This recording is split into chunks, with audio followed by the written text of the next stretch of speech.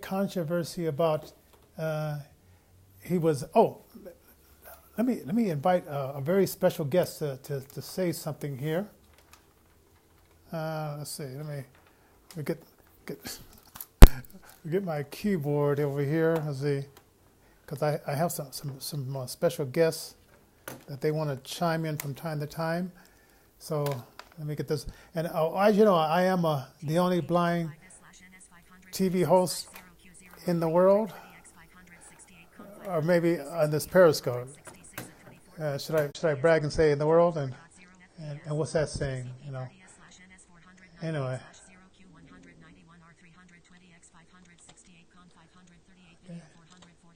Okay, I'm gonna get a introduction here. Hi everybody, this is the Godfather Soul James Brown. I tell you, this business is on. My man is on. Check him out. This is the Godfather Soul James Brown saying stay with it and hit it. Well, okay, thank you. Well, thank you very much, James Brown. Yeah, I met him some time ago, speaking of Black history. A guy who, hey, Ghost Whisperer. Peter, if you do join, let me know if the camera's facing the right way. My wife was very worried that it would be, because I am a blind broadcaster knocking over stuff, that the video would be facing some other direction. Take the phone out the hook so there's no... Facing from chin down. Oh, okay. Facing from chin down. Okay, let's see. Is that better? Hopefully that is better. I should have just got like a little box to prop it up a little bit more, but I didn't do that. Okay. So hopefully that's better. Facing from chin down. Okay. Still chin and below.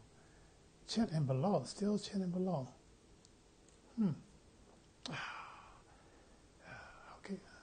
Okay, let's see. Okay. You never know with these. Point up. Okay, point up. Oh, yeah, okay. Thank you very much. Oh. Okay, hold on for a second. Okay. And I guess that's a little bit better, hopefully a lot better. Okay, all right. Thank you very much.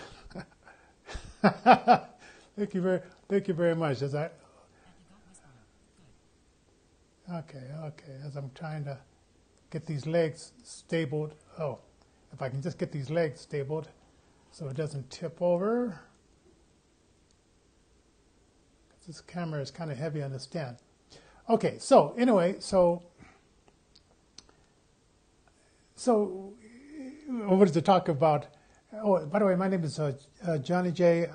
I do a radio show on our website, which is just innervisionrecords.org.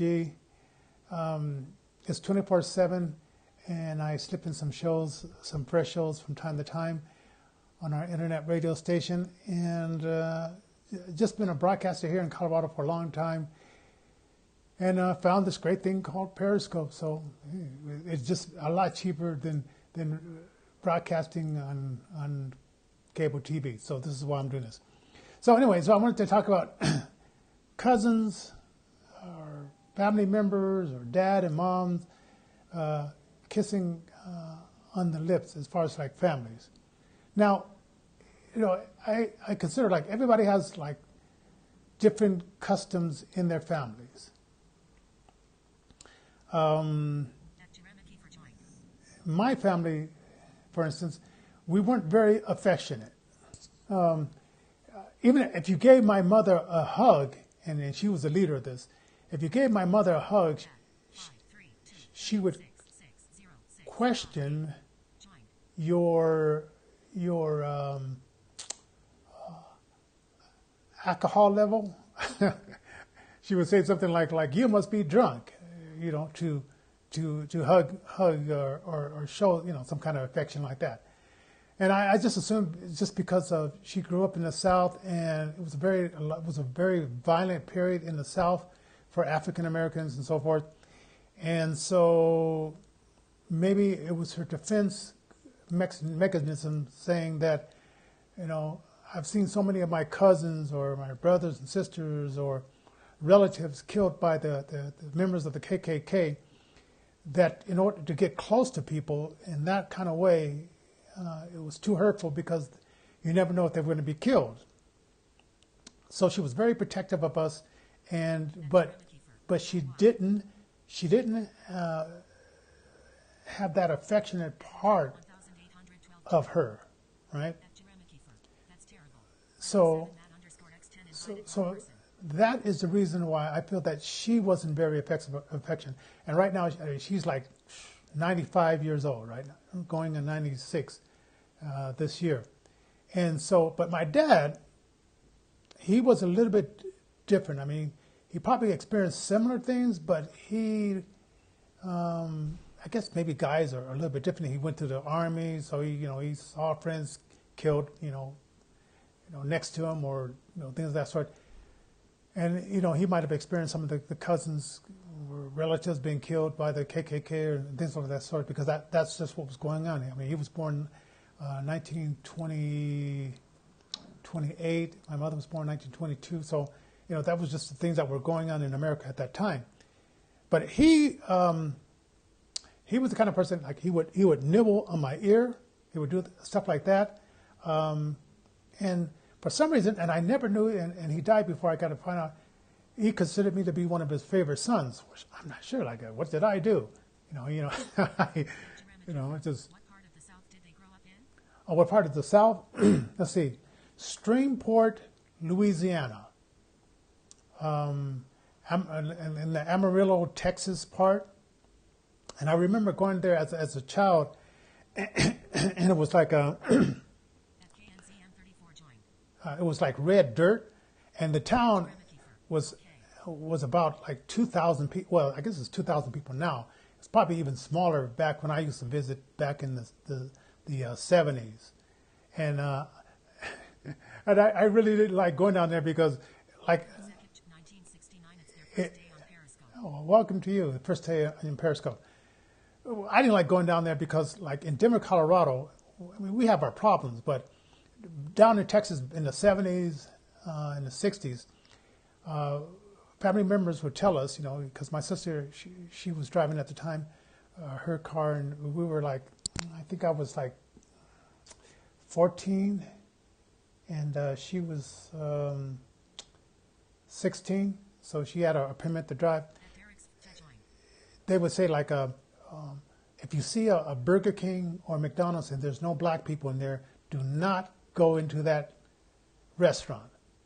I said, that's pretty weird. I mean, I go to McDonald's here all the, in Colorado, Burger King, McDonald's, and no problem.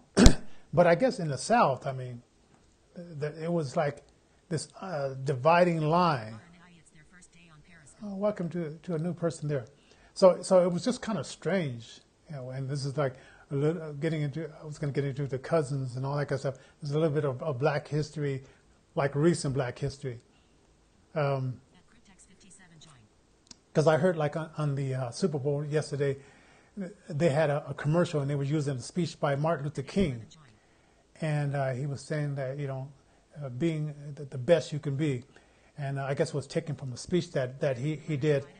And I guess, people on Twitter were having a Twitter war about these things. But, I mean, I was there in the 60s.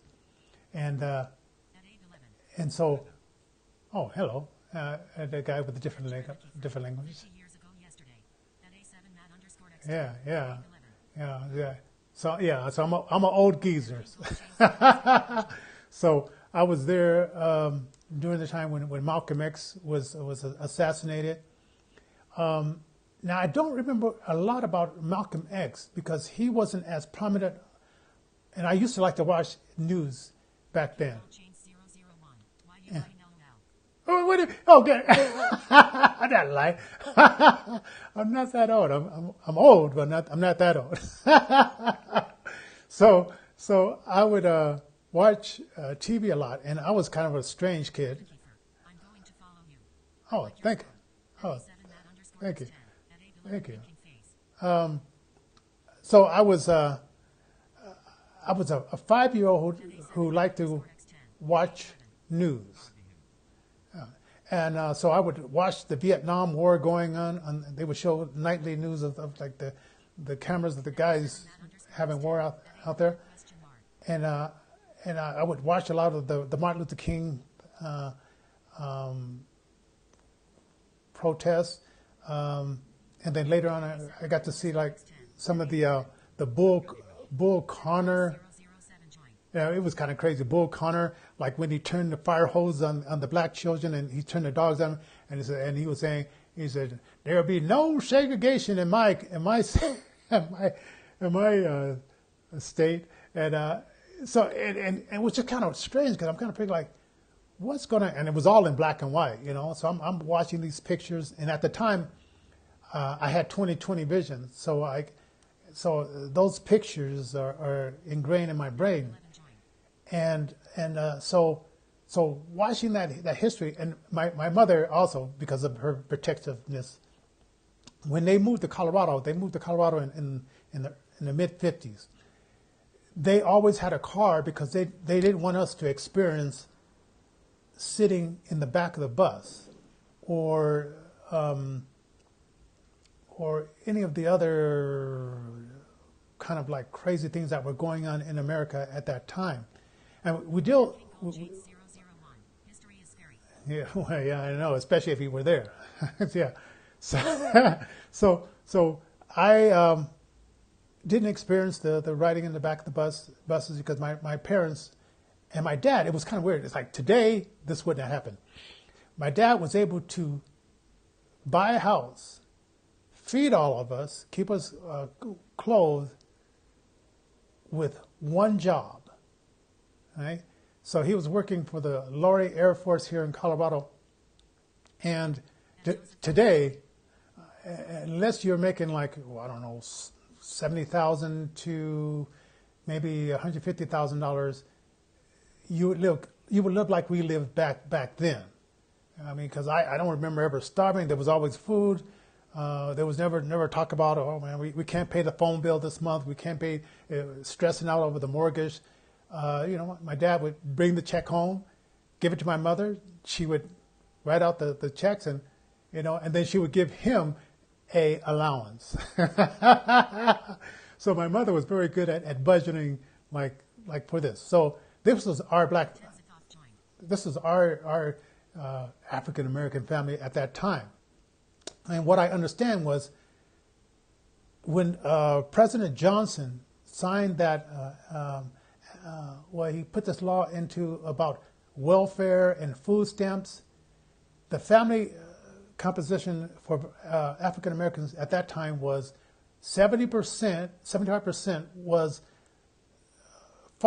black fathers in the homes. Compared to now it's only 25%.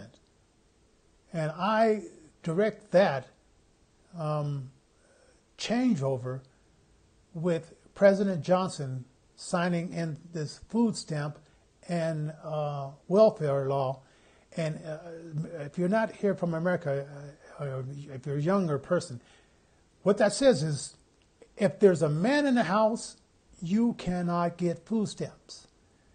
So if your man couldn't get a job at the time, or because of whatever reason, because he didn't pay attention in school, or because whatever reason he couldn't get a job, or who knows, or he chose to be a drug dealer or whatever, he couldn't be in the house. Now he could be there after the social service people came to check the house, and he could be there before. But that house had to look like there was only a single mom living in that house. And of course, it was appended to the number of kids you had, the more money you received as well. So a lot of black families have to play this game, and Hispanic families and white families all across the board. If you were in this welfare or food stamp, you have to play this game of, there's no man in the house. I have these 3 kids, but I don't know whether the husband is. I don't know where he is. And you have to tell this lie.